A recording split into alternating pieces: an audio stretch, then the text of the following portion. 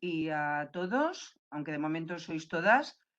Vamos a iniciar una sesión más del aula de debate y formación feminista de Alicante. Esta tarde está con nosotras pues nuestra ya querida y conocidísima compañera Aularia Lidia Delicado, que como bien sabéis, al estar en la Universidad de Navarra trabajando allí, pues no ha podido hacerlo presencialmente y por eso lo estamos haciendo online. Antes del paso a hablar de ella, quería haceros un pequeño comentario, las coordinadoras, queríamos haceros un pequeño comentario de los cambios que se han producido en este curso, que la verdad es que está siendo bastante accidentado. Es decir, hemos tenido que contraprogramar varias veces. Esta es la última contraprogramación. Esperemos que sea la definitiva y que no tengamos que comunicaros ninguna cosa más. Entonces, paso a deciros los cambios. En el mes de enero, en lugar de tener a Laura Baena de Malas Madres, vamos a tener un debate interno, porque Laura Baena no le era posible finalmente actuar en el mes de enero y tendremos un debate interno. Laura Baena pasará a la sesión de abril, ocupará la sesión de abril y la sesión que había en abril de Isabel Coello pasa al mes de mayo, porque Nélida, por circunstancias familiares, no va a poder llevar a cabo su presentación en el mes de mayo. Y Isabel Collado intervendrá en el mes de mayo, ¿vale? Por consiguiente, enero, debate interno que conducirá nuestra compañera Mari Sigüenza. Febrero, Cova Peremarc y yo. Marzo, Mares Kembre. Abril, Laura Baena. Y mayo, Isabel Coello. Y ya la sesión de junio, pues como siempre, la sesión de cierre y de elección, valoración y elección del nuevo tema. Bien, y dicho esto, pues voy a presentaros a Lidia, que en realidad yo lo que le dije es, o sea, hazme un currículum actualizado, porque, en fin, como no para, y ya la conocemos, pues efectivamente tengo muchas más cosas actualizadas. Así que paso a deciros. Bueno, ella es profesora en estos momentos e investigadora del Departamento de Ciencias Humanas y de la Educación y de la I-Comunitas e Instituto de Investigación Social Avanzada de la Universidad Pública de Navarra. Es doctora en Estudios Interdisciplinares de Género en 2017, máster en profesora de Educación Secundaria en 2012, licenciada en Geografía en 2005 por la Universidad de Alicante. Además, es posgraduada en Gestión del Territorio, Urbanismo, Paisaje y Medio Ambiente en 2008 por la UOC, por la Universitat Oberta de Cataluña. Investiga y escribe sobre feminismo, tecnología y sociedad y didáctica de las ciencias sociales. Ha publicado una veintena de trabajos de investigación sobre prostitución, pornografía y análisis feminista de la tecnología en revistas académicas nacionales e internacionales. Entre estas últimas publicaciones está el monográfico dedicado al análisis feminista crítico con la pornografía en la revista de investigación feminista Atlánticas de la Universidad de A Coruña, que dirige Rosa Cobo. Es investigadora en el proyecto Los derechos de las mujeres en la sociedad digital, liderado por la Universidad de Granada. Además, es integrante de la Red Académica Internacional de Estudios de Prostitución y Pornografía. Es además miembro de la Asociación Española de Geografía y de la Red de Investigación y Formación en Perspectiva de Género en Didáctica de las Ciencias Sociales. En 2018 ganó el premio Presence Science de Descallar a la mejor tesis doctoral en estudios de las mujeres y feministas, otorgado por la Red de Universidades Públicas Valencianas, y también recibió el premio como investigadora emergente de la revista de geografía feminista Gender, Place and Culture, a Journal of Feminist Geography. Y bueno, pues esto es de momento, pero vamos, el año que viene seguramente voy a tener que dedicar más tiempo. Así que, sin más, os dejo ya con Lidia, que nos va a hablar de consentimiento y culpa en las relaciones amorosas. Así que, Lidia, cuando quieras. Muchas gracias, Guillermina. Te quiero mucho. Pues estoy muy contenta de estar aquí esta tarde, aunque no nos podemos ver. Os echo muchísimo de menos a todas. Echo mucho de menos estar con las amigas en Alicante. Echo muchísimo de menos pensar juntas. Así que bueno, esta tarde, aunque ya llego un tanto cansada después de todo el día, pues es un evento súper hermoso para mí el poder estar este ratico juntas. Así que gracias también a las compañeras del aula por contar con mi visión, por confiar en lo que yo pudiese preparar para hablar de este tema tan importante y tan cotidiano, como es el consentimiento y la culpa en las relaciones amorosas. Me voy a centrar en las relaciones heterosexuales porque han sido la gran parte del análisis que ha hecho tradicionalmente el feminismo. Y antes de pasar a empezar a analizar poquito a poco los temas que he ido preparando, quería mencionar algunas cosas que me parecían importantes. Bueno, en relación al aula, siempre congratularnos de que sigamos aquí, de que nos hemos mantenido presencialmente, que nos mantenemos en línea también en distintos periodos, que hemos adquirido esta capacidad maravillosa de poder juntarnos también en línea cuando las condiciones no nos dan para estar en el aula, en la sede. Y bueno, pues este espacio que es de todas nosotras, un espacio horizontal, asambleario, en el que siempre hemos tenido pues la oportunidad de poder compartir pensamiento especialmente crítico como es el pensamiento feminista. Y bueno, no siempre ser críticas y ser mujeres feministas dentro del ámbito académico tiene unas situaciones fáciles. Entonces quiero honrar la figura de Tasia Aránguez, porque ella fue una de nuestras ponentes en el aula feminista de Alicante hace no tanto, igual un par de años o así. Y Tasia Aránguez, hasta hace poco, era profesora de la Universidad de Granada. Ella nos ofreció una sesión maravillosa en el aula de debate. Y lamentablemente, por ser una activista feminista visible, comprometida, con la agenda feminista, bueno, pues ha sido expulsada de su empleo como profesora e investigadora en la Universidad de Granada después de 9 años de trabajo en el departamento. Y bueno, pues ha sido un golpe tremendo para todas nosotras, compañeras feministas. Hemos ido viendo caer a muchas feministas comprometidas con la agenda política de las mujeres y bueno, pues lamentamos mucho la pérdida de Tasia dentro del ámbito académico. Esperamos que se vuelva a hacer justicia académica y Tasia consiga de nuevo un puesto en la universidad porque es el lugar que le corresponde. Y también deseamos que no haya más persecución por el pensamiento crítico de las feministas en la Academia Española. Y bueno, dicho esto, pues quiero pasar al tema que nos ocupa esta tarde. Y os he traído muchísimas imágenes y os he traído distintas aristas de la temática para que tengamos una perspectiva que yo entiendo que tiene que ser bastante holística, para ir trascendiendo e ir tejiendo esos hilos que siempre hacemos desde el análisis feminista, cómo se conectan las problemáticas de lo personal al terreno de lo público. Y desde finales de los años 60, el activismo feminista siempre ha defendido la idea de que lo personal es político. Bueno, pues el tema del consentimiento y la culpa en las relaciones amorosas heterosexuales es el espacio perfecto para hacer este análisis, de qué conexiones unen lo personal con lo político y cómo el sustrato de la culpa alimenta gran parte de la misoginia cultural y política que estamos viviendo en estos momentos en España. Quiero hacer un recordatorio a una de las teóricas feministas más importantes que hemos trabajado bastante en el aula, que es Kate Millett, que en 1969 publicó su libro Política Sexual y que fue ella quien estableció los fundamentos de lo que vamos a hablar hoy. Digamos también esa perspectiva metodológica de análisis de la realidad de las mujeres, que es considerar la relación que existe entre los sexos desde un punto de vista político.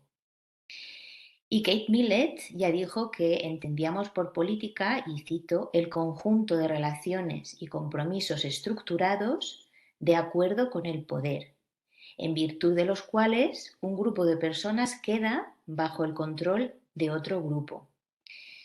Dentro de la crítica feminista entendemos que este grupo de personas que queda subordinado al control de otro grupo son las mujeres subordinadas al grupo de los varones. Todo el análisis que yo voy a presentar hoy, todo el discurso y toda la elaboración teórico-práctica se centran en la estructura de nuestra sociedad, en las tendencias culturales, en las manifestaciones que vemos dentro de la cultura de masas. No estamos haciendo un análisis de casos individuales, de casos particulares, sino que estamos hablando de estructuras. Lo digo porque siempre conviene, perdona, aclararlo, porque muchas veces cuando las feministas exponemos nuestro análisis, siempre hay alguien que puede decir, no, pero es que mi hermano friega los platos. Bueno, vale, los casos particulares existen, pero nosotras, las feministas, hacemos un análisis del conjunto de la sociedad. Y ese análisis es un análisis político. Y bueno, recordando a otra de nuestras teóricas de referencia, que es Celia Morós, en un artículo que ella publica en 2005, ella habla de que hay un rasgo distintivo del feminismo radical, que es la corriente teórica desde la que yo voy a hablar hoy y desde la que yo investigo y trabajo. Bueno, pues ese rasgo distintivo es recurrir a las analogías entre dos escalas, la micro, que en este caso sería lo personal, y la macro, que sería lo público y el espacio de lo político. Y es en estas dos escalas en las que se despliegan las relaciones de poder. Y dentro de esas relaciones de poder es donde vamos a encontrar las problemáticas asociadas al consentimiento y a la culpa. Bueno, pues en su vinculación con la culpa y el consentimiento, hoy os voy a presentar un análisis de cómo se aplica la teoría feminista como teoría crítica del poder, que se centra en el cuestionamiento de conductas que son consideradas socialmente como válidas. En las feministas siempre nos hemos caracterizado por buscar aquellas otras cosas que no son tan visibles o que la sociedad habitualmente no percibe con tanta claridad. En nosotras, en el feminismo, siempre hemos tenido esa visión, podríamos decir, sofisticada de análisis social. Por eso muchas veces se nos acusa de exageradas, de ver donde no hay. Bueno, pues no es que nosotras veamos donde no hay, sino que vemos el más allá de las cosas porque se van evidenciando si estiramos del hilo, como vamos a poder comprobar hoy. Bueno, pues en su vinculación con la culpa y el consentimiento, hoy vamos a analizar las bases culturales que legitiman el poder de los varones, las ritualizaciones de la dominación masculina, qué rituales culturales existen, los mecanismos también culturales que restauran la autoridad masculina en nombre del amor. Y traigo otra de las teóricas feministas, porque en el aula siempre hacemos genealogía, o como dice Elena Simón, genealogía, a Shulamit Firestone, que a principios de los 70 ya decía, el amor es el baluarte de la opresión de las mujeres en la actualidad. Bueno, pues esto tiene completa vigencia. El amor no ha dejado de ser el baluarte de la opresión en las mujeres, aunque es cierto que hemos hecho bastantes avances en cuanto a las relaciones heterosexuales. Bueno, vamos a ver ejemplitos de la culpa en el ámbito de la pareja. Y aquí quiero hacer una aclaración necesaria, por si acaso después me llueven críticas, que bueno, estamos acostumbradas a que nos lluevan críticas, pero conviene aclarar. Voy a traer a Rosalía y voy a hacer un análisis crítico de distintas cosas que tienen que ver con Rosalía. No porque yo tenga una paranoia específica con Rosalía, sino porque dentro de las estructuras sociales y culturales necesitamos seleccionar casos de estudio que puedan ejemplificar de lo que estamos hablando. Y desde mi punto de vista, la argumentación que yo voy a establecer encuentra una gran explicación y muy clara en la figura del personaje que representa Rosalía. Escojo a Rosalía como podría escoger muchas de las artistas del pop en estos momentos, ¿eh? No con un señalamiento hacia ellas, hacia su persona, o como un señalamiento al grupo de mujeres que están dentro del ámbito de la industria pop, sino como ejemplo de las estructuras culturales y sociales que ellas representan en sus discursos, en su representación, en sus conductas, etc. Bien, y antes de pasar a Rosalía, esta foto la saqué el sábado en el Museo de Navarra, que había distintos pasajes del Génesis y me pareció pues tan clara. A la mujer le dijo: multiplicaré los dolores de tus embarazos, con dolor darás a luz tus hijos, hacia tu marido tu instinto te empujará y él te dominará. Bien, pues este análisis de dominación es el que yo quería presentar en relación a la culpa. Por supuesto que en toda la historia de la misoginia de la humanidad podemos hallar miles de ejemplos sobre cómo la culpa ha sido ese mensaje pertinaz hacia las mujeres por un montón de motivos ajenos a ellas, pero que se han ido señalando sobre ellas. Pero me parecía muy interesante que partiésemos desde este momento del Génesis en la Biblia, en el que se manifiesta con tanta claridad cómo el varón tiene el rol, el papel de ser la parte dominante y cómo las mujeres han de subordinarse a ese mandato.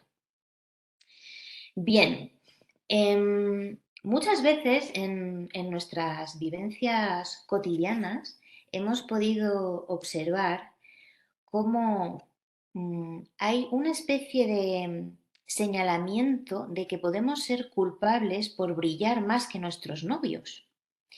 Por ejemplo, la culpa impulsa a las mujeres a manifestar una preferencia porque se favorezca a sus compañeros antes que a ellas, en el caso en el que ellas puedan quedar por encima de ellos. Siempre hay una percepción a nivel general de que si brillamos más que nuestros novios, esto puede ser problemático. Perdonad porque tengo bastante tos y nos va a molestar todo el rato, pero bueno, es algo inevitable. Em, También se dan situaciones de esta percepción de que podemos tener culpa si brillamos más que los novios, los maridos, nuestras parejas. Y entonces nosotras no queremos interrumpir el ascenso social de los hombres. Y entonces demostramos, aunque demostremos, perdón, mayor talento y mayor potencial en cualquier ámbito profesional, siempre hay como una especie de retranqueo por si acaso nuestros novios se pudiesen sentir mal. Y es que, como cita Celia Amorós a Shulamit Firestone, ya decía esta: la cultura masculina es parásita y se alimenta de las mujeres sin reciprocidad.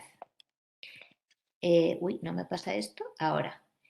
Fijaos, si analizamos la representación de Rosalía en sus redes sociales, en todas las redes sociales de Rosalía, ella desde un primer momento, cuando sale a la palestra su relación con este otro artista, Raúl Alejandro, se ha mostrado con un discurso como de ser muy generosa.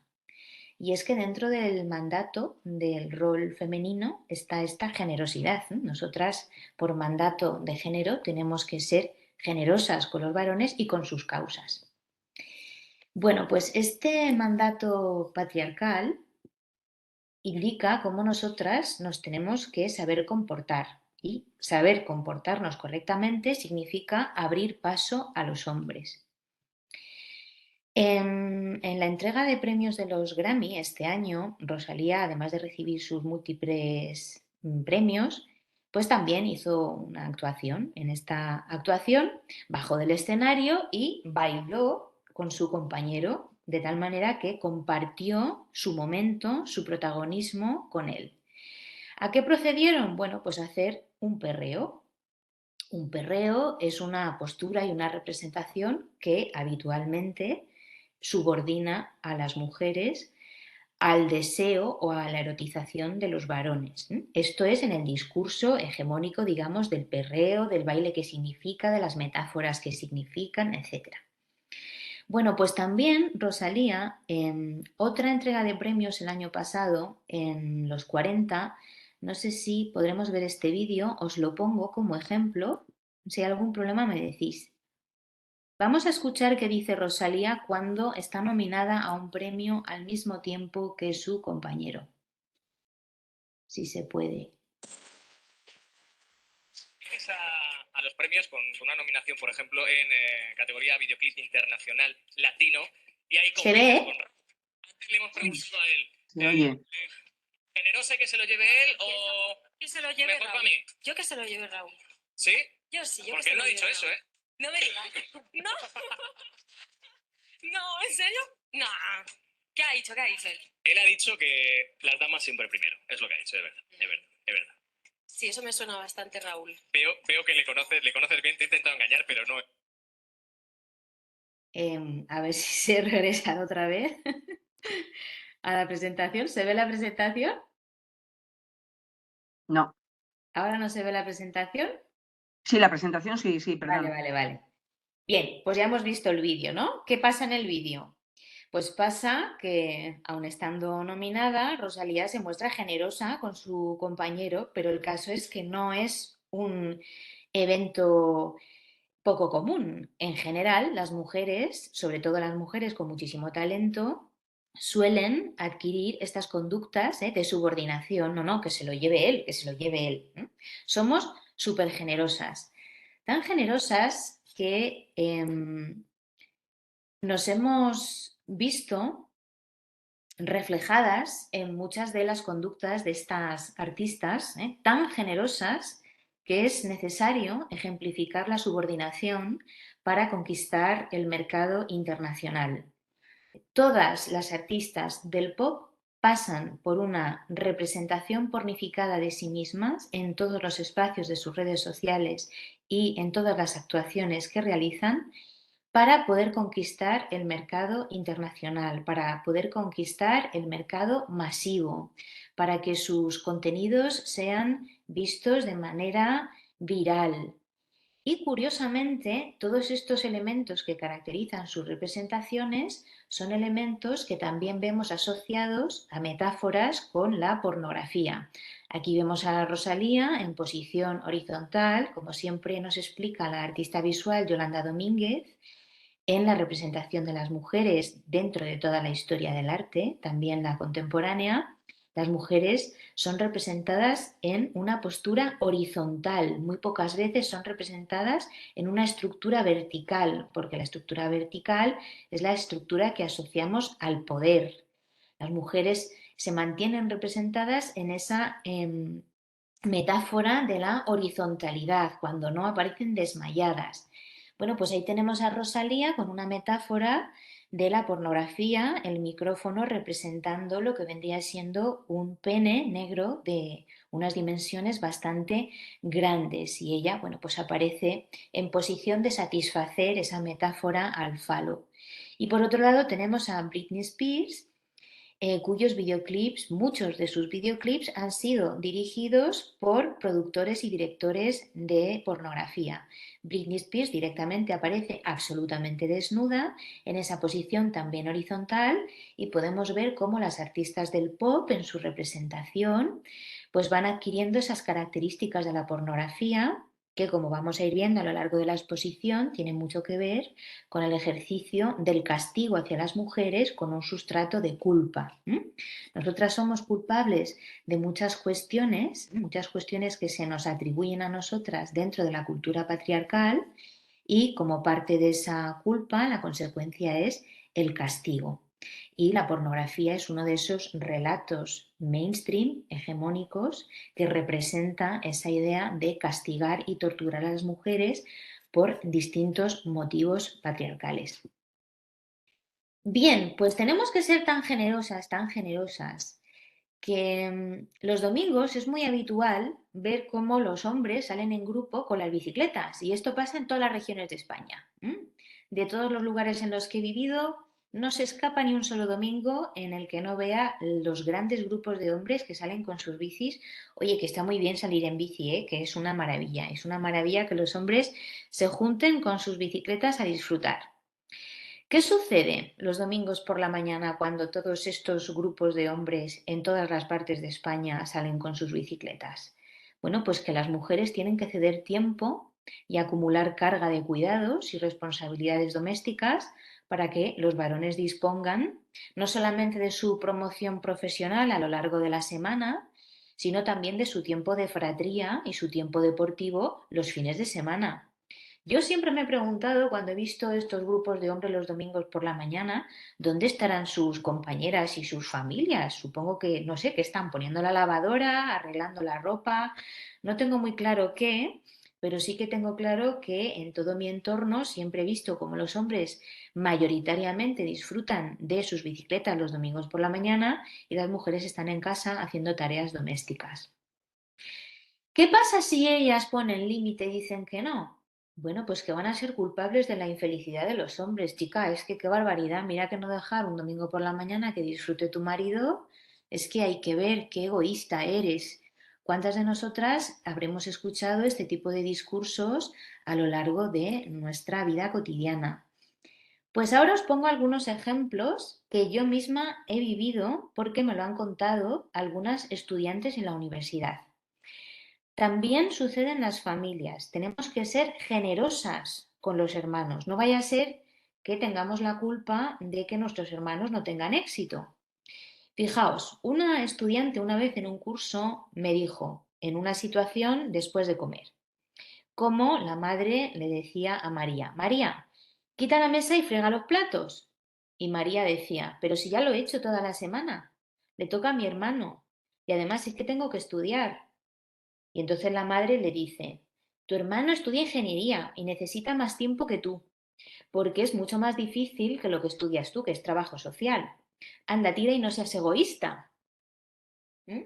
¿Cuántas de nosotras hemos vivido también situaciones de este tipo o nos lo han contado mujeres de nuestro entorno? También se nos culpa de odiar, supuestamente odiar, si no idolatramos a los hombres, ¿eh? Todos estos mensajes que forman parte de la cultura cotidiana. Se considera un derecho cultural incuestionable que los varones tengan acceso a ser idolatrados. Las mujeres que muestren conductas y opiniones que limiten los discursos y prácticas de idolatría masculina reciben fuertes reacciones e insultos a su persona. Son acusadas de ser culpables de odiar a los hombres. Y este ejemplo que os he puesto aquí no le pasó a ninguna estudiante, me pasó a mí. Una chica que me dijo, es un padrazo, tiene 3 hijos pequeños y siempre tiene mogollón de energía. ¡Qué maravilla de hombre!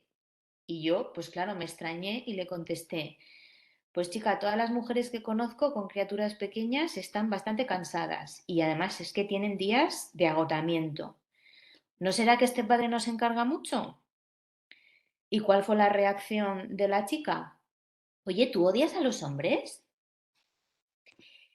Bien, de estos espacios cotidianos vamos a pasar a los otros espacios cotidianos, pero que son los que están dentro del debate político.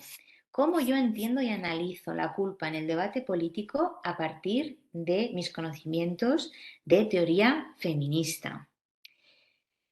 Bueno, me parecía inevitable tratar esta temática en la última sesión del año 2022 porque menudo año hemos tenido el movimiento de las mujeres en España, menuda legislatura hemos tenido que ir sobrellevando durante tantos meses y tantas problemáticas que se nos han ido introduciendo en la agenda política de las feministas.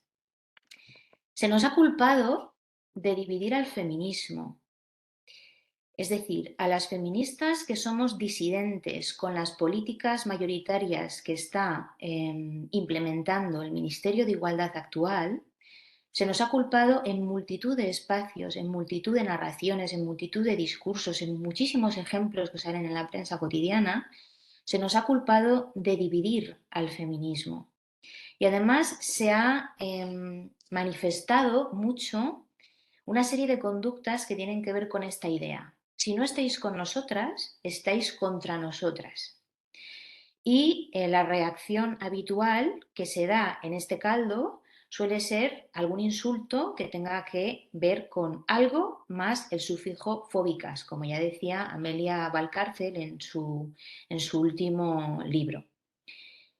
Bueno, pues resulta que desde estas posturas en las que se nos ha culpado a algunas feministas radicales y a gran parte del movimiento feminista español, en unas circunstancias en las que se ha intentado, y de hecho se ha realizado, una adopción de agenda que consideramos que no es feminista, sino que es pseudofeminista. Se ha querido redefinir el feminismo a partir de los movimientos LGTBI, obviando la genealogía feminista. Se ha creado una auténtica agenda antifeminista. Se nos ha disputado los espacios feministas. Se ha heterodesignado a las mujeres legislativamente y se nos acusa, después de todo esto, a las feministas de ser culpables de una supuesta división del feminismo. Bueno, pues yo quiero ser muy crítica con esta postura porque además nos ha llevado a un desgaste y quiero recordar y aclarar, el feminismo no está dividido ni es responsable de la desfachatez política de la izquierda en España. Las feministas históricamente nos hemos unido, hemos creado alianzas, también hemos creado históricamente alianzas con el movimiento LGTBI. Cuando las alianzas se podían establecer y cuando hemos visto muy claro que los puentes nos unían y que nuestras vindicaciones tenían objetivos comunes. Cuando no tienen objetivos comunes y se trata de un discurso pseudofeminista, no nos unimos. El feminismo conoce su genealogía y conoce su agenda política y tiene muy claras las cosas. Lo que sucede es que las feministas no nos unimos al pseudofeminismo. Reaccionamos y frenamos radicalmente la irrupción de movimientos, especialmente todos esos movimientos androcéntricos y los que continúan con ese culto masculino, como es el movimiento LGTBI, que desean apropiarse del movimiento social y político de las mujeres porque no tienen ni base activista suficiente ni genealogía intelectual sólida. Bien, no solamente hemos recibido esta idea de que somos culpables de dividir al feminismo, supuestamente, por parte de grupos de izquierdas que están dentro del gobierno actual y del Ministerio de Igualdad. También, dentro del discurso de Vox, las feministas somos culpables de demonizar a los hombres, culpables de crear desigualdad a partir de las leyes de igualdad. Ellas y ellos en Vox nos acusan de que con las leyes de igualdad hemos generado desigualdad, porque estamos discriminando supuestamente a los varones. Según este discurso de Vox, las mujeres y las feministas somos culpables de disolver la familia tradicional, de disolver la unión de esto que ellos llaman los españoles de bien. También somos culpables de debilitar la fuerza de las mujeres con las medidas compensatorias y paritarias. Se supone que nuestras medidas incluidas dentro de las leyes de igualdad, esas medidas compensatorias, según su discurso, quitan la fuerza a las mujeres. También las feministas, según Vox, somos culpables de frenar la buena maternidad. Y somos culpables de feminizar a los hombres y de hacerlos tibios. En definitiva, dentro de ese discurso de Vox actualmente, las feministas somos culpables de no saber aceptar cómo se gana en el mundo masculino. Es según estas visiones de la ultraderecha es necesario hacer de espejo a los comportamientos masculinos para ser aceptadas en los grupos de poder fratrio.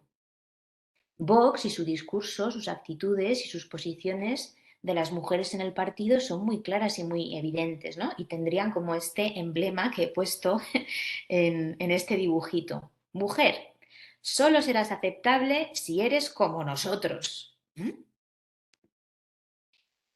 Somos culpables de no saber hacer política si no se adquieren conductas masculinas, es decir, si no mostramos conductas sádicas y tiránicas. Por ejemplo, Ayuso es uno de los grandes ejemplos de esta corriente, ¿no? De esta labor de espejo de la figura masculina, esta labor de copia de cómo las mujeres adquieren características asociadas a lo masculino en el ámbito de la política para tener visibilidad y para poder tener, relevancia y trascendencia. Como Ayuso le decía a Mónica García, a la política se viene llorado de casa. He traído el enlace, pero no lo voy a poner porque se nos va a ir comiendo el tiempo. Seguro que todas y todos recordamos este episodio, bueno, la tiranía y el sadismo de Isabel Díaz Ayuso, esa conducta que ella manifiesta con unas características muy claras de crueldad, pues tienen mucho que ver con la tradición de la masculinidad hegemónica.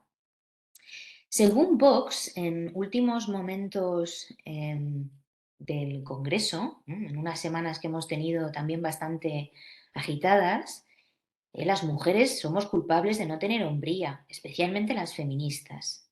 El día 23 de noviembre, el diputado de Vox, Víctor Sánchez del Real, diputado por Extremadura, decía: gritaron a una mujer, refiriéndose a una de sus compañeras de partido, diputada también en el Congreso, decía, gritaron a una mujer que no lloró porque tiene más hombría, más valentía, más coraje, una sola de Vox, que toda la mesa del Congreso y que todos los diputados zurdos. Es decir, cómo se establece este mensaje de que sus mujeres, las mujeres de Vox, que replican las características de la masculinidad hegemónica, ellos las ponen en alza y las reconocen en la medida en la que ellas hacen de espejo de ellos. Por lo tanto, las mujeres que no nos sumamos a ese patrón somos culpables de no tener hombría, esa hombría que ellos tanto estiman. Y fijaos, Celia Amorós ya decía lo siguiente: se cumple una vez más la ley del patriarcado, según la cual el grupo de varones emergente que disputa a otro grupo de varones su poder hegemónico, lo hace con el lema mujeres lo que tenemos nosotros, para mujeres las nuestras. Bien, más ejemplos. El antifeminismo y la misoginia en Vox. Todo con este sustrato de culpa que va navegando en la elaboración de todo su discurso y su proyecto político. Bien, Vox ha estado alimentando en todo este tiempo de presencia institucional la idea de que las feministas somos culpables de la crisis social. Pero esto no es solo un discurso antifeminista. Es un discurso que obedece a la misoginia. Y la misoginia en Vox yo la entiendo como un principio estructurante de su proyecto político. Recordamos que la misoginia es la animadversión, el asco, la repugnancia, la devaluación, el repudio, la degradación, la insignificancia de lo femenino y de las mujeres, ¿no? Toda esa serie de pensamientos, ideas, conductas que tienen que ver con esas características. La cuestión es que siempre que se da una situación de misoginia, hay un correlato y ese correlato es el enaltecimiento de lo masculino. Mientras que lo femenino es insignificante, se produce un enaltecimiento de lo masculino. Ultrajar lo femenino tiene la secuencia correlativa de elevar lo masculino. Y eso es lo que persigue Vox. Y también persiguen esa idolatría a la autoridad masculina, porque el autoritarismo se ha construido con esa idea hegemónica también de lo masculino. La autoridad masculina es una autoridad cultural, social, política y económica. ¿Y qué beneficio tiene esta retroalimentación permanente, esta idolatría hacia la autoridad masculina? Bueno, pues seguir generando aceptación de la supremacía masculina en nuestra cultura, en nuestra sociedad, y eso favorece a la creación de las élites patriarcales en nuestra sociedad. Estas élites patriarcales van a estar presentes en el ámbito de la cultura, por supuesto, en toda la sociedad, en la política y en la economía. Bien, pues la culpa y la misoginia en la política de Vox, yo la veo, la culpa, como una de las ideas culturales que dan soporte a la misoginia que despliega Vox. Vox no solo representa la misoginia cultural a través de su discurso, ¿m? Todos esos discursos que reproducen, todos esos bulos que van transmitiendo por sus redes sociales, ellos son muy exitosos en su estrategia de divulgación en las redes sociales, se posicionan muy bien para que sus discursos y sus mensajes sean virales. Bien, pues Vox, desde que está en espacios institucionales, ha hecho de todas sus negociaciones políticas pactos a través de las mujeres como objeto transaccional. ¿Qué es lo primero que plantea Vox? La caída de todas las leyes de igualdad, de todas las políticas de igualdad, de todos los presupuestos de igualdad. Esto es lo primero que Vox pone en la palestra para pactar con otros partidos. Esto es lo que Celia Moros decía del patriarcado cuando utiliza a las mujeres como ese objeto transaccional para llegar a los pactos con los otros varones que están en los espacios de poder.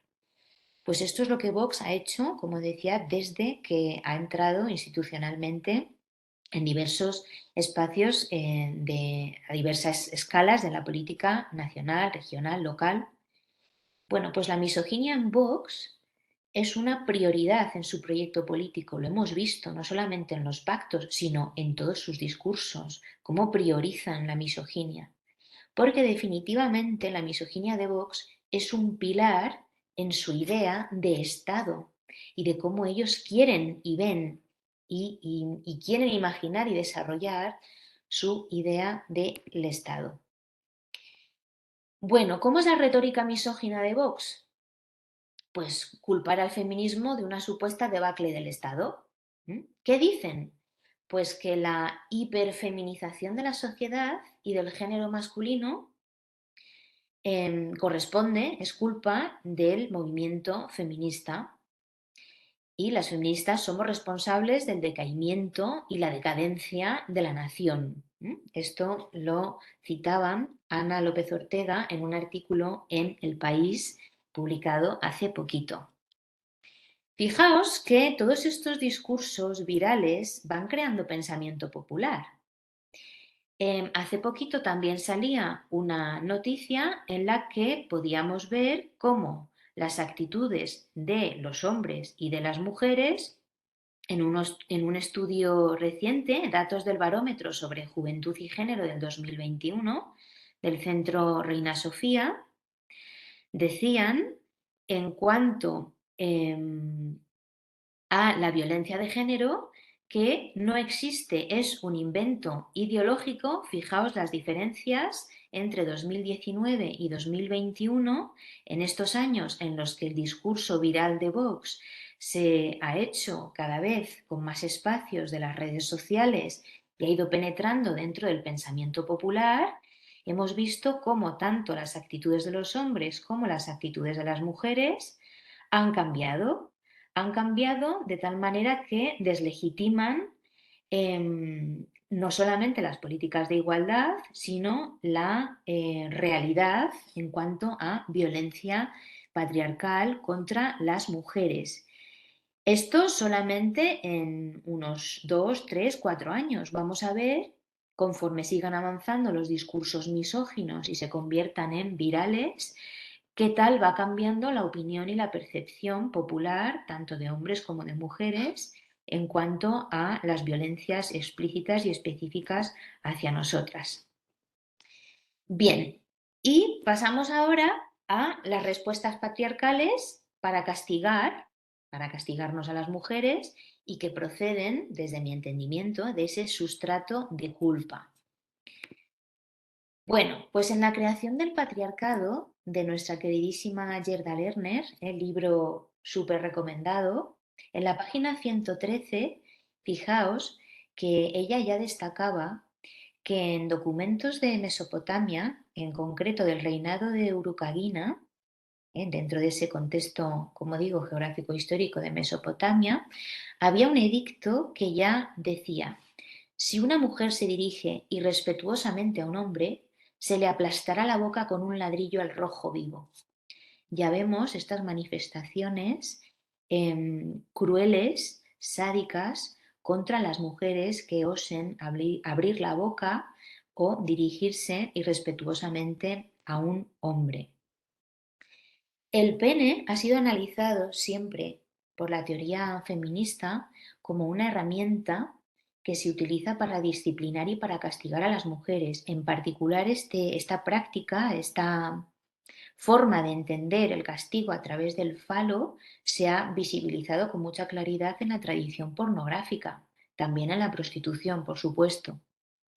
Pero fijaos cómo se mantienen los relatos, las ideas, los discursos que tienen que ver con esta idea de ellas son las culpables de ponerme así. Esta noticia, un equipo de voleibol de niñas de Barcelona denuncia vejaciones durante un partido. Cuando os ponéis así, les gritaban unos chicos, me dan ganas de meterosla. Bueno, pues las chicas que simplemente salían con su equipamiento deportivo para jugar, recibían todo tipo de comentarios cuando salían a la cancha a jugar, y los hombres, los otros chavales de su edad, les gritaban este tipo de cosas, ¿no? Vaya muslitos, cuando os ponéis así me dan ganas de meterosla, o cuando se agachan me entran ganas de... Bien, pues nosotras también somos culpables de ponerlos a ellos así, supuestamente simplemente por salir a una cancha a jugar al voleibol. Y todo esto nos conduce a otra de las manifestaciones que podemos ver con mucha claridad en el ámbito de la cultura de masas. Y es como poco a poco, desde los años 80, el imaginario, el relato, los mensajes, la estética, los escenarios, los contextos que tienen que ver con el sadomasoquismo sexual han ido influenciando la producción cultural y han ido llegando a espacios en los que hace unas décadas no se veía. Hace unas décadas no se veía la presencia de todos esos elementos metafóricos o explícitos sobre sadomasoquismo en espacios cotidianos. Pues esto es lo que yo he traído. ¿Por qué?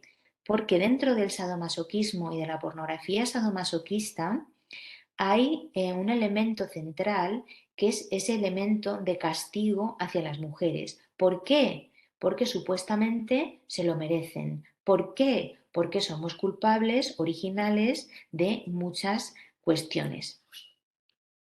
Bien, fijaos que uno de los psicólogos que ha definido el sadismo y el masoquismo sexual lo hacía de esta manera, en el año 89.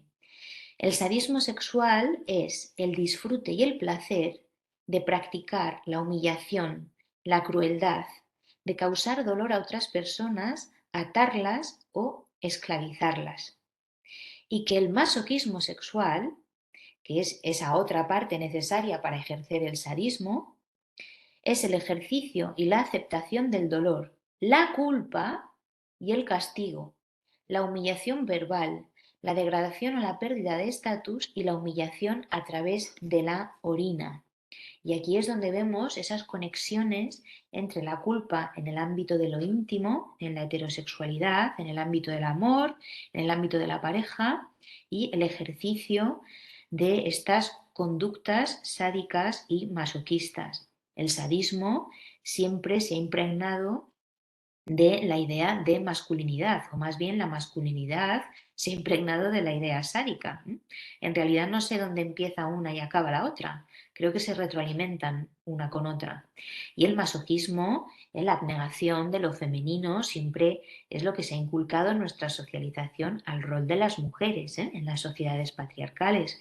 Nosotras hemos tenido que adquirir algunas conductas masoquistas, no porque nos guste, sino porque se han ido inculcando como lo normal dentro de nuestras vivencias en las sociedades patriarcales. Bien, pues según Baumeister, las personas que se identifican como sádicas sexuales disfrutan de percibir que su control y su poder es ilimitado, y aquí ya vemos las conexiones con la dominación.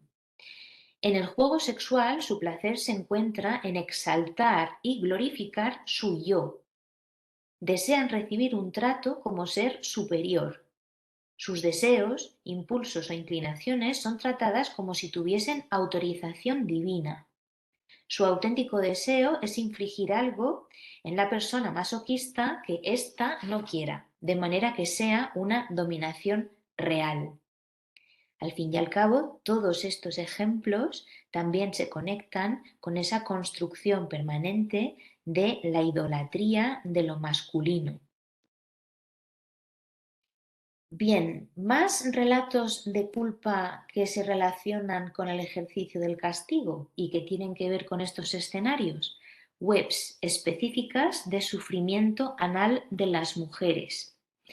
Gail Dines, en su libro de 2010, ya nos hablaba de los canales específicos que existían dentro del ámbito de la pornografía para ejercer torturas a partir del pene y la penetración anal. Este es uno de los anuncios que había en una de las webs que analiza Gail Dines. Cada semana te traemos una puta que sufre, débil, destruida, agonizando de dolor anal y totalmente jodida por el culo. Es muy interesante ver cómo la culpa, ese sustrato de culpa que justifica el castigo hacia las mujeres dentro de la pornografía, va estableciendo escenarios que persiguen destruir cruelmente a las mujeres mediante acciones de extrema brutalidad y sin ningún tipo de apuro a la hora de presentarlas en los espacios de la pornografía digital como vemos aquí. Y según mi entendimiento, la excitación y el goce en esta escena deriva de la destrucción salvaje de una mujer. Aquí hay una culpa y un castigo cultural a las mujeres. En realidad, nos lo merecemos. Esa es la idea central. Rebecca Wisnant, una filósofa feminista, ha estudiado el porno de humillación. En una publicación de 2016, muy exhaustiva sobre toda esta pornografía que tiene la etiqueta de humiliation, en inglés, humillación, ella ve cómo hay formas en las que la producción de porno de humillación daña a las mujeres y que la pornografía tiene un mensaje principal. En concreto, la pornografía dedicada a la humillación, no importan los niveles de humillación y degradación, las mujeres lo buscan y también les encantan. O sea, les encanta, perdón. Es decir, las mujeres son responsables de recibir esa humillación y esa degradación. Ellas son las culpables. En este hilo de señalamientos y asignaciones de culpas, las feministas, especialmente las feministas radicales, también hemos recibido estas acusaciones por parte de quienes fueron las autoras intelectuales del sadomasoquismo, como fueron Gail Rubin y Pat Califia. Luego ha habido más, pero ellas realmente fueron las iniciadoras en los años 80. Gail Rubin y Pat Califia en sus publicaciones acusan a las feministas radicales de coartar la libertad de expresión del relato sexual de los pornógrafos y en particular ponen bastante énfasis en lo que tiene que ver con la pornografía sadomasoquista. Gail Rubin y Pat Califia van a decir que las feministas radicales fomentamos la persecución social contra las minorías sexuales, simplemente por disentir y por señalar que el sadomasoquismo es un ejercicio de jerarquía sexual y las feministas radicales y el feminismo en toda su trayectoria desde la Ilustración va a a cuestionar todas aquellas prácticas que tengan que ver con el ejercicio de la dominación y la subordinación. En la idea de igualdad no se puede implementar cuando banalizamos las situaciones de dominación y de subordinación. El feminismo va a entender que ninguna conducta que tenga que ver con ese ejercicio de dominación y subordinación va a ser deseable para la construcción de sociedades basadas en el principio de igualdad. Entonces, las feministas también hemos sido culpabilizadas de supuestamente censurar y reprimir la libertad sexual. Pero lo que nosotras hemos ido defendiendo es que no puede existir una libertad sexual que erotice la violencia y que esa violencia se ejercite de manera muy particular y muy especial en la pornografía contra las mujeres. Bien, pues mientras tanto, mientras que se ha ido arrinconando la crítica feminista hacia estos relatos culturales y todas estas creaciones pornográficas vinculadas a la erotización de la tortura, ante la marginación académica de la crítica feminista hacia la pornografía, hacia el sadomasoquismo y hacia la erotización del castigo y la tortura, pues se han ido abriendo camino todas las industrias vinculadas a la pornografía digital especialmente, hasta llenar la cultura de masas y el Internet de sus discursos. Y hemos visto cómo muchos de los fetiches sexuales que se venden en estos momentos y que se visibilizan y se evidencian en blogs, en foros, en espacio de comunidades virtuales, en general en todo el ciberespacio, pues hemos visto manifestaciones que erotizan las representaciones de las mujeres descuartizadas, simulacros de mujeres y niñas que aparecen colgadas, ahorcadas, desmembradas, fragmentadas. En la medida en la que se siguen reproduciendo estos escenarios en los que las mujeres nunca aparecemos completas y sí que aparecemos cosificadas sexualmente a trozos, esto significa que se plantean dificultades para que nosotras podamos seguir construyendo nuestra idea de sujetos completos. Es una forma de cosificarnos permanentemente, de degradarnos, de devaluarnos y al fin y al cabo de inferiorizarnos. En la medida en la que no somos cuerpos y seres completos, en la medida en la que somos trozos de carne, no podemos construir una idea cultural y social de mujeres en plenitud. Y los escenarios vinculados al ejercicio de la tortura aparecen en multitud de espacios dedicados a la prostitución y a la pornografía. En concreto, este es el prostíbulo de muñecas hiperrealistas de Madrid. La habitación roja nos recuerda mucho a las películas de 50 sombras de Grey y vemos que hay todo tipo de instrumentos que aparecen aquí para ejercer daño, castigo, dolor. Y aquí es donde conectamos necesariamente con el consentimiento y el cuestionamiento feminista hacia el consentimiento.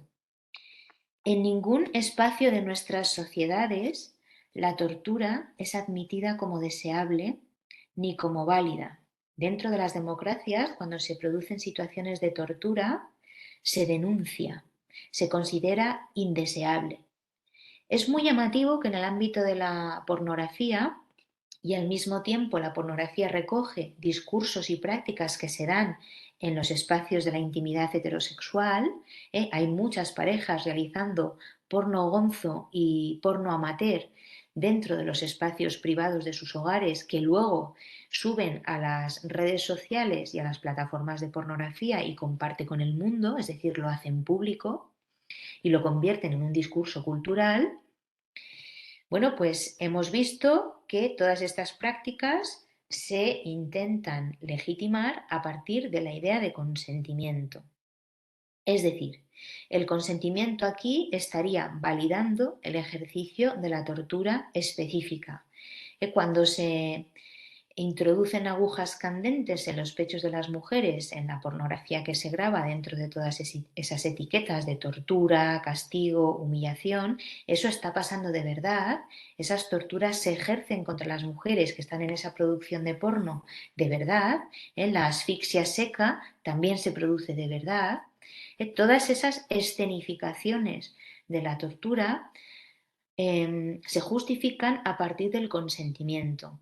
Y detrás de ese consentimiento hay una idea de que hay personas que disfrutan de este tipo de reproducción de violencia y supuestamente se defiende por algunos sectores de nuestra sociedad que esto es legítimo y que si consiguen placer a partir de esas prácticas, pues que esto no es penalizable ni es cuestionable. El tema aquí está en que todas esas reproducciones de violencia explícita, sádica hacia las mujeres, esta erotización de la tortura hacia las mujeres, se ha convertido en una práctica y en un discurso viral. Y lo vemos en muchísimos espacios del Internet, sin ningún tipo de filtro. Aquí vemos hace poco, dentro de este canal de YouTube, que tienen un foro de consumidores de muñecas sexuales hiperrealistas, cómo se graban en escenas simulando la tortura, el castigo y el secuestro de chicas jóvenes que son las que representan estas muñecas. Cómo constantemente hay esas metáforas hacia el castigo a las mujeres, porque esto también deriva de que nosotras de alguna manera nos lo merecemos. Reproducciones hiperrealistas de mujeres en todo el ámbito de las robots y las muñecas sexuales, en las mujeres representadas como cadáveres envueltos en bolsas, todas estas representaciones sádicas hacia nuestra figura. Y el sadomasoquismo, el discurso sadomasoquista o esos elementos que nos recuerdan a aspectos centrales de la tortura erotizada en la pornografía, pues lo han ido adquiriendo muchos de los iconos de la cultura popular actual, como es Bella Hadid, que generó esta idea de sí misma como una robot y ya la vemos aquí representada no solamente como una máquina, sino curiosamente envuelta en esa cuerda de tortura que se utiliza en el ámbito de la pornografía. No solamente Bella Hadid, también Anita en los premios 40 este año aparecía con este atuendo. Me niego a decir vestuario, eso sería demasiado generoso, es decir que esto es un vestuario, vamos a decir que es un atuendo. Cómo la hipersexualización de las artistas del pop ya está presente en absolutamente todas sus actuaciones, cómo se produce esa autocosificación sexual basada en la idea del consentimiento, como yo lo quiero, yo me autorrepresento así, el discurso viene siendo yo soy libre de elegir mi subordinación, y aquí la filósofa Michela Marzano va a discutir, igual que ha discutido la teoría feminista en gran parte de sus publicaciones, que esto no es una idea que contenga lógica. Ninguna persona y ninguna mujer tiene la libertad de subordinarse, no existe la idea de esclavizarse. Esto es una unión de palabras que son antagónicas. No tenemos la libertad de esclavizarnos, no tiene sentido esa frase, ni mucho menos legitima la subordinación de las mujeres. Que haya mujeres que hagan estas prácticas no quiere decir que la práctica se legitime. Bien, pues Anita también iba envuelta en esa metáfora de cuerda, de tortura que aparece en el ámbito de la pornografía. Chanel, en su último vídeo Toque, igualmente reproduce este atuendo. En este caso, bueno, pues ya sería más como una venda, esa venda que se utiliza en las escenas en las que reproducen el secuestro de las mujeres para la violación y la tortura. Y bueno, no se trata de una minoría sexual.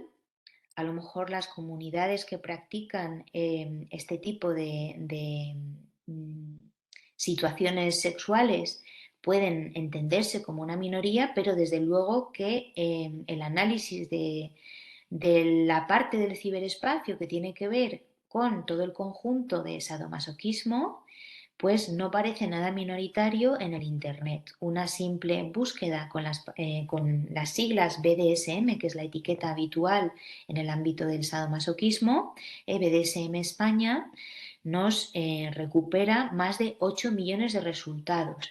Es decir, que su presencia en el ámbito de la sociedad digital es importante. Es decir, se trata de relatos que han ido permeando la cultura digital. Dentro de los centros comerciales también hemos visto que en las tiendas de lencería han ido apareciendo estos relatos sádicos contra las mujeres, esta idea de consentimiento hacia la tortura que se va publicitando en el ámbito de la pornografía. También cómo va penetrando dentro de las parejas. Voy a ir haciendo alusiones también al tema inicial que nos había traído hoy. Esto es una imagen de un centro comercial de Australia de este año. Una compañera de mi grupo de investigación vio que había un vídeo en una cadena de lencería en el que esta mujer aparecía ahorcándose, autoasfixiándose a partir de una correa de tortura perdón, para anunciar lencería. Y bueno, esto es un centro comercial que es un espacio de la vida cotidiana completamente.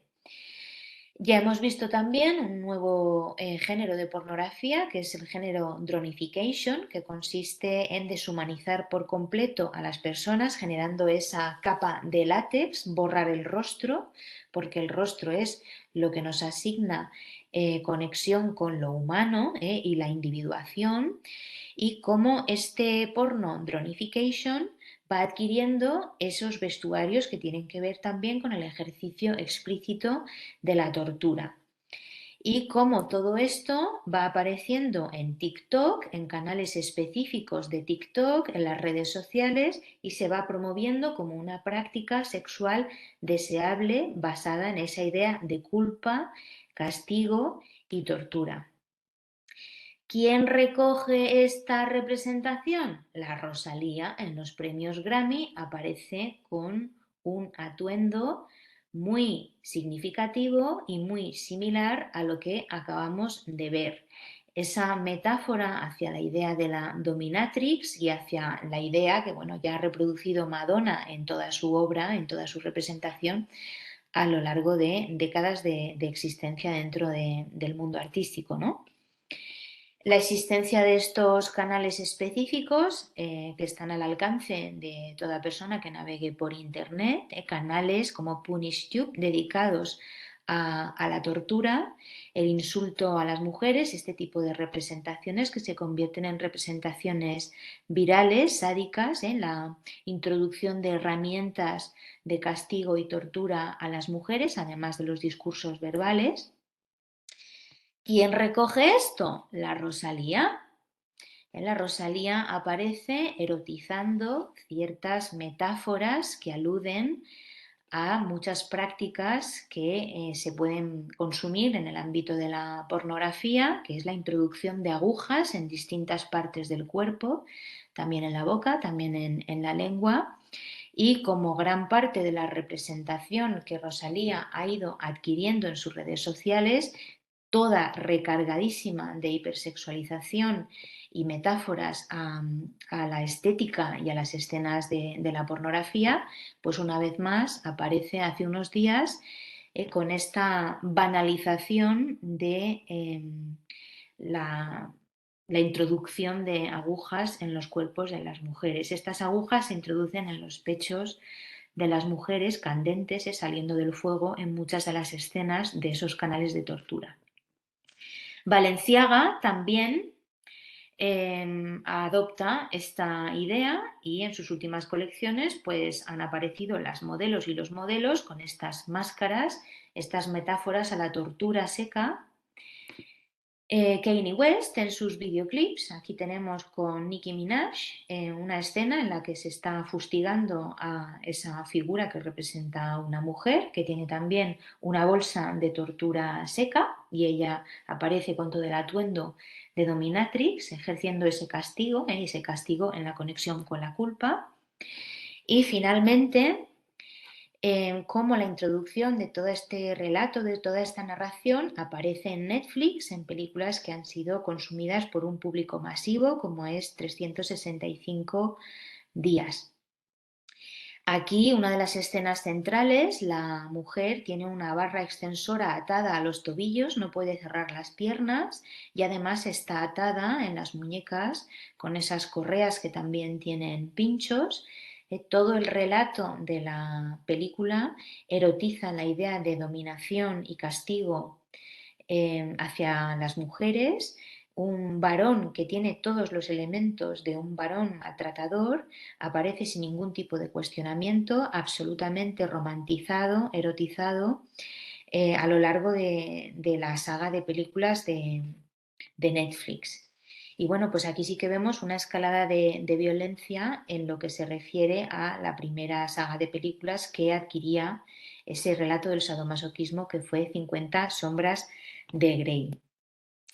Bueno, en definitiva, aquí hemos hecho un recorrido que tiene que ver con lo personal es político. Hemos tenido un punto de partida desde la relación individual, hemos pasado por el terreno de lo político y nos hemos ido al terreno de la cultura popular.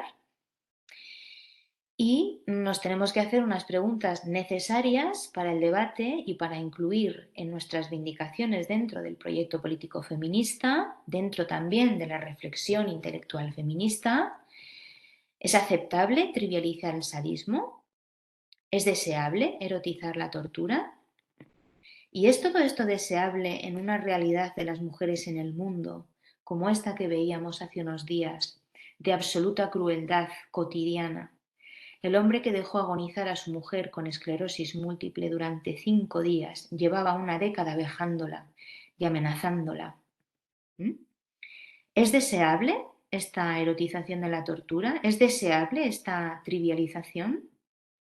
Cuando la situación de las mujeres es absolutamente extrema y la violencia que se ejerce sobre las mujeres es completamente brutal. Bueno, pues ahí dejo las preguntas para que hagamos un análisis juntas y espero, bueno, pues que os haya parecido una, una serie de enchufar aquí elementos, ¿no? para el debate y para que podamos hacer una reflexión. Os agradezco mucho la escucha. He estado bastante tiempo, ya lo sé, pero quería tomarme un poquito de tiempo para poder hacer una reflexión profunda, ¿no? De una temática que es tan importante y tan necesaria. Muchas gracias, compañeras. Os quiero mucho y os echo mucho de menos. Gracias, Lidia. Gracias por toda la presentación, que siempre, tus presentaciones siempre nos dejan un poco con el corazón encogido con muchas de las cosas que nos cuentas. A ver, compañeras, la manera de intervenir, porque es la que debe ser, es que escribáis vuestras preguntas, ¿vale? Que vayáis escribiendo vuestras preguntas. Yo leeré las que vayan llegando y se las leeré a Lidia, ¿vale? Para que vaya contestándolas, ¿de acuerdo? Así que nada, cuando queráis podéis empezar. Vamos a dejar un par de minutillos para que vayáis organizando las preguntas en el chat.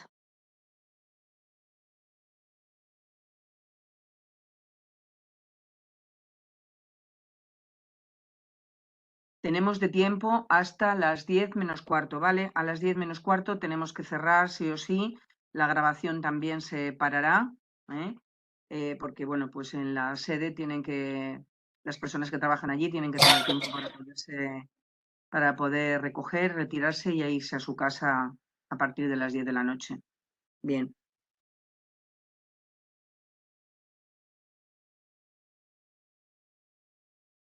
Yo no estoy viendo ninguna pregunta, no sé si las estáis haciendo de momento. Espero estar mirando bien. De cualquiera de las maneras, hasta que os decidáis hacer alguna o tengáis interés en preguntar, yo sí que querría yo sí que querría comentarte una cosa que me parece que es muy preocupante y es cuando te has referido a la influencia que las posiciones misóginas de Vox, estructurales además, de Vox están teniendo. Para mí es muy preocupante la influencia que están teniendo en los adolescentes y en los chicos jóvenes sobre todo. Y esto es una cosa que nos están constatando las compañeras que están en las aulas, nos lo están diciendo. Es más, nos están diciendo más todavía, nos están diciendo que ante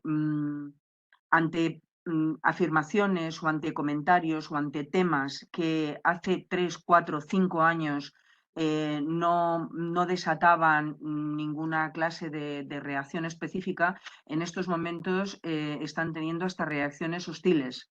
¿eh? No sé, pues por ejemplo, si se va a celebrar el 25N y se habla pues de la discriminación estructural de las mujeres, de la violencia, etcétera, siempre, o sea, no es difícil, no es raro que tengan algún alumno en la clase que haga algún comentario en este sentido. Y eso además teniendo en cuenta bueno, que en general el alumnado no tiende a retratarse muy claramente. O sea, cuando lo hacen es porque, entiendo yo, eso es una opinión mía, pero entiendo yo que es porque se sienten respaldados y legitimados. ¿Mm? Pues es que la cuestión es que Vox y toda la ultraderecha, y esto aparece también en algunas investigaciones académicas, manejan muy bien las redes sociales. Y claro, ahí es donde apuntan a las generaciones más jóvenes, que son las que entienden que se están informando a partir de TikTok, por ejemplo, o a partir de Twitter. Hace poco salió una noticia de que las generaciones más jóvenes daban por supuesto que se informaban mejor en TikTok que en Google.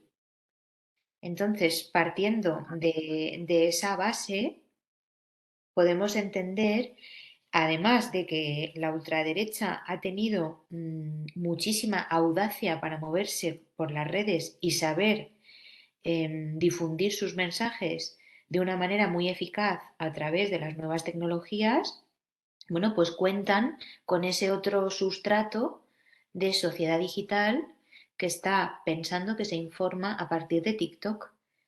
Entonces, bueno, pues claro, ha sido muy fácil para Sí. el discurso de Vox llegar al público adolescente porque circula por todas las redes sociales su mensaje. Mm, mm.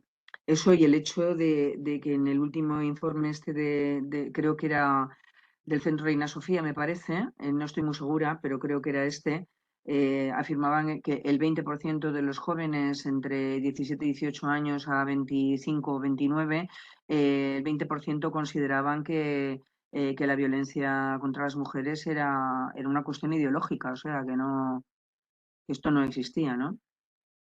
Bueno, hay una persona que no sé quién es, pero está diciendo muchísimas gracias, Lidia, me has abierto los ojos en el tema de la pornografía. Es decir, el chat funciona. Por lo menos el chat También funciona. hay, Guiller, hay una pregunta de Reme en la Ah, pues parte eso de no lo estoy viendo preguntas. yo. Sí, sí que la... Reme Vale. dice, ¿cómo nos libramos de las culpas? Uf, Debíamos tener las feministas más presencia en esas redes como TikTok. Bueno, hay muchas feministas, Reme, moviéndose en redes sociales, ¿eh? Hay muchas feministas haciendo ciberfeminismo, muchísimas. Hay muchas feministas también en el ámbito de la cultura popular, apareciendo a través de podcasts, con canales de YouTube, que están haciendo frente a todo ese mensaje masivo, ¿no?, que llega a través de las redes, ese mensaje antifeminista. Y bueno, ¿cómo nos libramos de la culpa? Estudiando feminismo y estando juntas, desvelando todas estas estrategias y estratagemas que utiliza la cultura misógina y la sociedad patriarcal contra nosotras, destacando como siempre hemos hecho, estirando de los hilos para ir sacando todas las evidencias y generando espacios como este, un espacio de reflexión feminista, de crítica y de construcción de pensamiento colectivo. Yo creo que esa es la solución. Y estoy hablando de soluciones colectivas, ¿eh? Ya las soluciones individuales, pues también se pueden trabajar en psicoterapia, pero como solución feminista, el feminismo a lo largo de su trayectoria siempre ha planteado soluciones colectivas y las soluciones colectivas pasan por seguir señalando y haciendo estos análisis de todos los sustratos en los que se instalan las problemáticas que inciden en la realidad de las mujeres. Y bueno, pues yo he ido sacando distintas perspectivas, ¿no? Pero que al final estaban todas conectadas con la sexualidad, la situación de la heterosexualidad, en fin, la vida de lo íntimo, cómo la pornografía reproduce todo eso. Rebeca dice, me gusta estudiar feminismo y desde ahí analizar colectivamente. Sí, claro, que el feminismo funciona así. Claro. Elena dice que está intentando escribir, pero que he escrito 3 mensajes y no sale. Yo los mensajes no los he visto, pero ahora sí que la he leído a ella. Sí. Sí que he leído en el que dice que no funciona, que ha escrito 3 mensajes. Luego los anteriores no sé qué ha pasado con ellos. Mira tú también, Lidia, por si Sí, acaso estoy se me aquí estuviera atenta. escapando. En cuanto a lo que menciona Rebeca, em, creo que es importante que hagamos o que aclaremos. Es que hay muchísimos libros en las librerías que están en la estantería de feminismo, aunque ahora le han puesto la S, feminismos, Mm, pero no son feministas. Y es que aquí nos vemos con un problema bastante severo. mm, Son libros que no pertenecen a la tradición feminista. Son libros que dan por sentada la idea, supuestamente, de que el feminismo empezó en los años 90 con Judith Butler. mm, Y son unos libros que no reconocen la genealogía del feminismo desde la Ilustración, que el feminismo tiene más de 300 años de historia y 4 olas dentro de mm. su movimiento. Ojo, porque toda esta parte de libros que están en las estanterías de las librerías comunes y corrientes de nuestras ciudades cuentan con muchos fondos y pueden tener muchas publicaciones, pero resulta que no tienen raíz feminista, aunque se digan feministas. Y esto ha sido una de las dificultades que se nos plantean porque misma yo lo veo en el alumnado de la universidad. Hay una confusión absoluta en cuanto a lo que sí es feminismo, en cuanto a lo que no es feminismo. Y esto, con esto no quiero decir que nosotras tengamos un discurso de hegemonía y seamos las dueñas del feminismo, no. Esto quiere decir que quien es feminista reconoce la historia del feminismo, reconoce su genealogía y reconoce su agenda política. Y todo lo que no tiene que ver con esa genealogía, con esa historia y con esa agenda política simplemente no es feminismo, aunque se quiera autodefinir como feminismo. Entonces, siempre que sale esta cuestión de estudiar feminismo, creo que lo tenemos que recordar. Si Mm. no estuviesen las estanterías de las librerías repletas de todo este discurso antifeminista, no tendríamos que mencionarlo, pero es que resulta que sí que tenemos esa situación. Elena, que ahora sí que la estoy leyendo, Elena dice, el feminismo está considerado como viejuno, aunque se lo apropian las corrientes antifeministas y con poder y dinero. Efectivamente, sí. Sí. Totalmente, Elena. Hace poco yo publicaba una pequeña columna en Facebook porque ya me habían dicho, tratando de insultarme, que resulta que era una feminista de otra generación.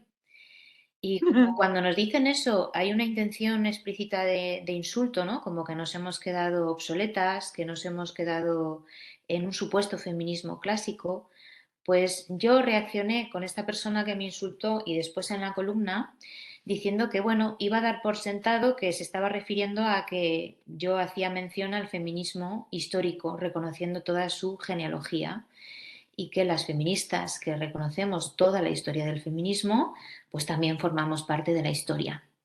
así que somos feministas históricas. Y así pues le damos la vuelta a la tortilla cada vez que nos intenten insultar con esta cuestión, ¿no? Que también se da no solo en el ámbito del movimiento cotidiano de las mujeres, sino que también recibimos estos insultos en la academia, desde distintos sectores. Elena sigue diciendo, de todos modos, desde el feminismo tenemos que seguir por nuestra pequeña senda, adelantada siempre a nuestro tiempo. Sí. Lo que has dicho muchas veces tú, Elena, que el feminismo es de vanguardia, ¿eh? El feminismo es vanguardista.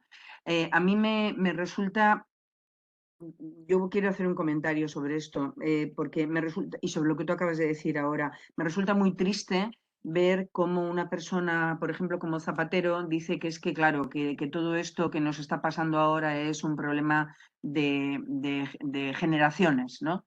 O sea, que tenemos un problema con las generaciones antiguas, que somos las que nos oponemos a todo, y las generaciones nuevas, que son las que están en el pensamiento posmoderno, ¿no? Que es lo que tiene que funcionar ahora, ¿no?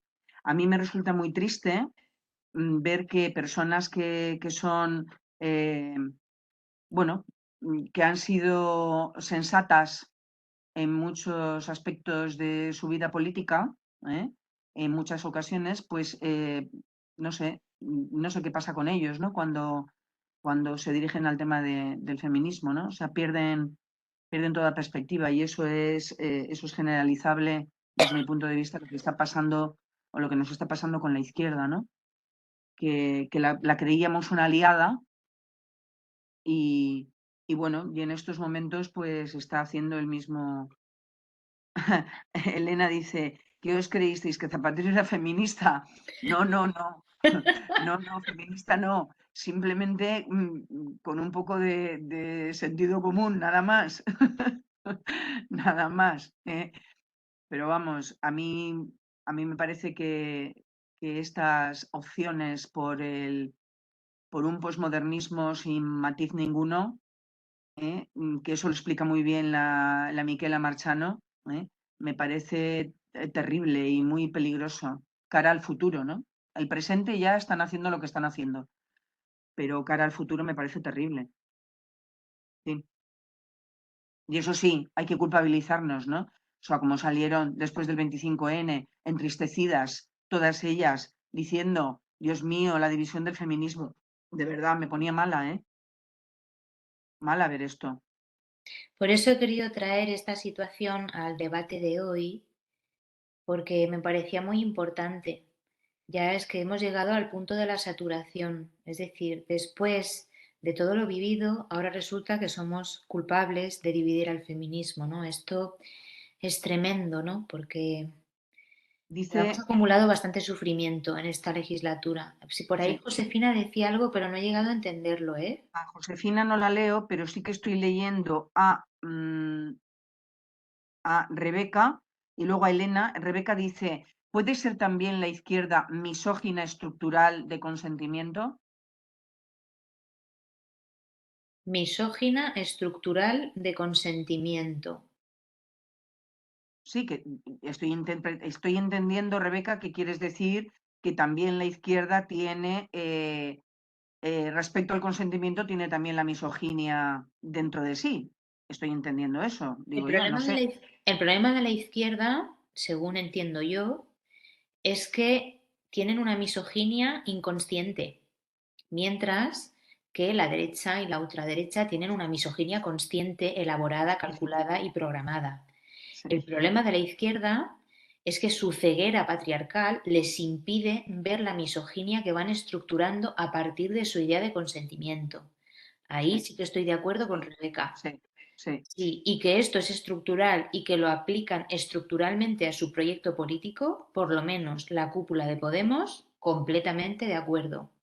Completamente de acuerdo. Ah, Y cómo en espacios muy destacados de Podemos se ha metido el discurso misógino para dar paso a otros discursos antifeministas, absolutamente, absolutamente estructural. mm. Dice Elena, dice, ista, ista, ista, Zapatero feminista, gritaron las mujeres de su partido para ver si lo convencían y se lo ganaban. Ya, Ah, el que no espera, entiendo. Guiller, no has visto de Josefina porque Josefina me lo ha mandado a mí solo. Es que no lo estoy viendo, claro. Estoy viendo, yo No, tengo puesto todos los asistentes. no entiendo, Josefina, no entiendo la primera ¿Qué parte. dice? Lee. Es muy significativo el silencio de muchos medios de comunicación al respecto, pero no sé a qué respecto se refiere de tantas cosas que hemos dicho ya. Y luego dice, corresponden con aquellos que apoyan el trabajo sexual. ¿Puedes hablar sobre Ah, estas conexiones? No, mm, no sé bien a lo que te refieres, Josefina. Ah, luego dice, quería que hablaras sobre el tema de la rifa de la prostituta de las Fuerzas Armadas y el ahora sí. silencio de los medios que apoyan el trabajo sexual y los grupos de izquierda. Sí. Vale, Mm. ahora lo ha puesto para todas. Sí, sí, ahora lo estaba leyendo yo. Vale, Josefina, el tema de la rifa de la prostituta. ¿Qué nos diría Sheila Jeffries? Cuando Sheila Jeffries escribió el libro La idea de la prostitución, estaba hablando de la prostitución como ese dispositivo capaz de generar ideas culturales no solo sobre la sexualidad, sino sobre las mujeres y los hombres. En la idea de prostitución tiene como elemento central la cuestión de que las mujeres estamos a disposición de los varones. Si a las mujeres no se nos atribuye ese valor de cosa que está dentro de la cultura de la prostitución y a los hombres no se les establece ese lugar de privilegio, no podría darse el caldo de cultivo para que un grupo de militares estén pensando en rifarse la explotación sexual de una mujer. O sea, es que esto tiene tantísimos significados y es tan profundo. ¿M? Lo que no termino de ver, Josefina, es lo de las conexiones que querías que hiciese. No sé si me he quedado corta o tus expectativas eran más en cuanto a ese tema. Y los grupos de izquierda.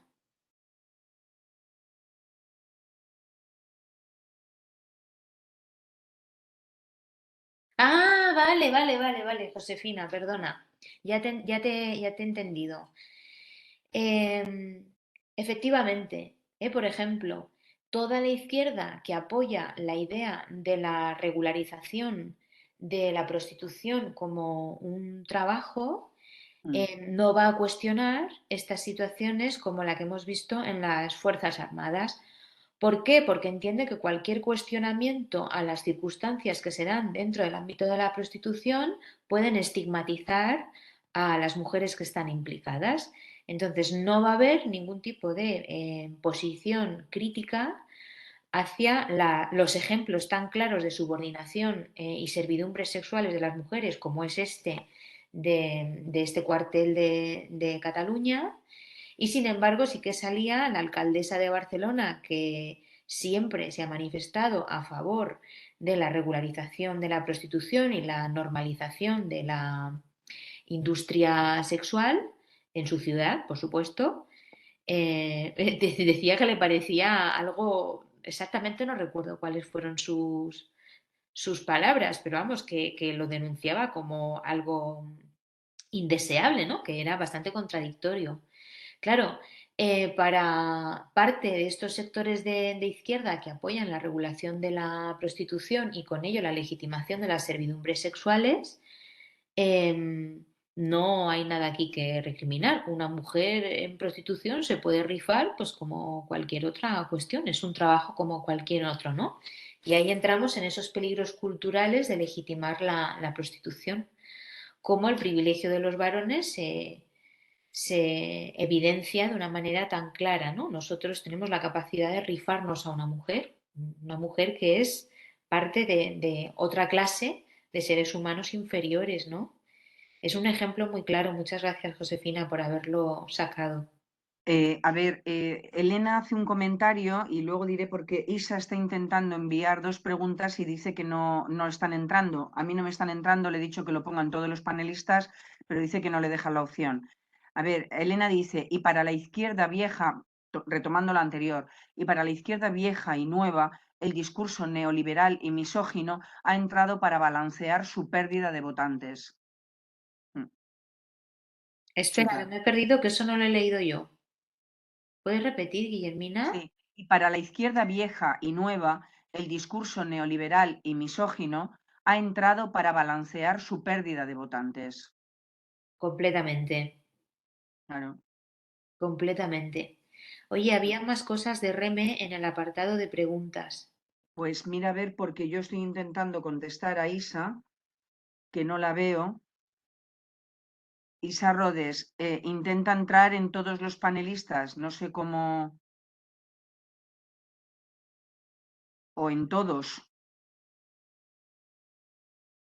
porque no vemos las preguntas. Si quieres, escríbeme, Isa, escríbeme las preguntas por el chat, por el particular, y yo las leo.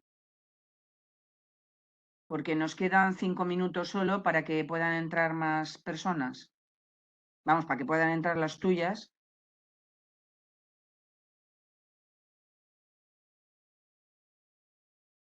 Estos son los problemas del online. Pero bueno. Si alguien más tiene alguna otra pregunta, que no sé si os están entrando. A ver. ¿Tú estás viendo alguna pregunta más, Lidia? No, Yo tampoco. A ver. Ah, mira, me ha hecho una captura de pantalla. Dice, Isa dice, ¿cómo pueden justificar la utilización del lenguaje inventado por el feminismo y retorciéndolo para justificar sus postulados? Es una pregunta. Lo digo por la acusación de que somos nosotras las culpables de romper el feminismo. O sea, ¿cómo pueden justificar la utilización del lenguaje? Bueno, ¿tú qué, tú qué dirías? Es que yo yo creo lo que que... no lo pueden justificar, Isa. Lo que pasa es que lo intentan. Es decir, no lo pueden hacer porque es que es imposible quitar el significado al lenguaje feminista. Pero se lo Fue, están apropiando, ¿eh? fue muy perverso que el día 26 de noviembre, dentro de este análisis político que estamos haciendo de la situación actual, fue muy perverso que estas declaraciones se hicieran después del 25 de noviembre. Sí. Claro, declaraciones que se hacen cuando ya es evidente la solicitud de dimisión que hace la manifestación feminista de Madrid a la ministra de Igualdad. Ella le vio los colmillos al lobo. Y Mm. entonces fue muy perverso, una estrategia que a mí me pareció, bueno, pues hacia el movimiento de mujeres, otro de esos giros, ¿no? Tan crueles y tan arrogantes, ¿no? No obstante, aplaudo a las compañeras feministas de Madrid, intelectuales, compañeras que salieron también en primera fila, se expusieron de alguna forma detrás de esa pancarta que pedía la dimisión de la ministra de Igualdad, ¿no? En una semana que había sido especialmente tensa. Y Mm. cómo con esa crueldad, al día siguiente del 25 de noviembre, tenemos esta acusación de que las feministas somos culpables de la división del feminismo. Las Mm. feministas no somos culpables de ninguna división. Las feministas estamos unidas. A lo que no nos vamos a unir es al pseudofeminismo. Mm. Ana dice, para mí lo flagrante en el tema de la rifa no es que sea prostituta o ama de casa, sino que están rifando a una mujer. Claro, Claro, pero es porque que lo la que pasa es que no idea, están viendo a una el mujer. concepto de mujer lleva integrado el concepto de puta. Claro, Una cosa es la otra. En claro. el patriarcado, las mujeres se construyen, nos construyen, Mm. somos todas putas. En la pornografía somos todas putas. En la pareja heterosexual, en la construcción de la pareja heterosexual, en nuestra sociedad y cultura patriarcal, somos todas unas putas. Y Mm. somos culpables de serlo porque en realidad nos gusta. Este es el mensaje central de la pornografía y la prostitución. Bueno, queridas compañeras, tenemos que cerrar porque son las 10 menos cuarto. Es en lo que habíamos quedado. Rebeca nos da las gracias, nos damos las gracias a todas vosotras por haber estado compartiendo este espacio con bueno, con nosotras, con el aula, con Lidia, que ha hecho desde su nuevo lugar de vida, ha hecho el esfuerzo de seguir colaborando con nosotras. Y bueno, y os esperamos en enero. Ya sabéis que con el debate interno y ya sí que lo haremos presencialmente. Por supuesto, habrá online también, pero lo haremos presencialmente, ¿vale? Bueno, pues Lidia, muchísimas gracias. Gracias. Gracias a todas las personas. Bueno, gracias a pesar de la dificultad del online, dice pues Josefina. Muchas gracias, dice Cristina. Muy interesante este tema que Isabel plantea. En la sociedad ha calado que las feministas estamos en un guirigay. Eso dice Josefina también. Bueno, muchísimas gracias a todas y os deseamos una buena noche, que disfrutéis del tiempo que tenéis por delante y que no nos hagamos demasiada mala sangre con todo lo que tenemos por delante, porque esto es una carrera de resistencia, ¿eh? Un beso enorme y hasta enero. Adiós. Adiós. Adiós.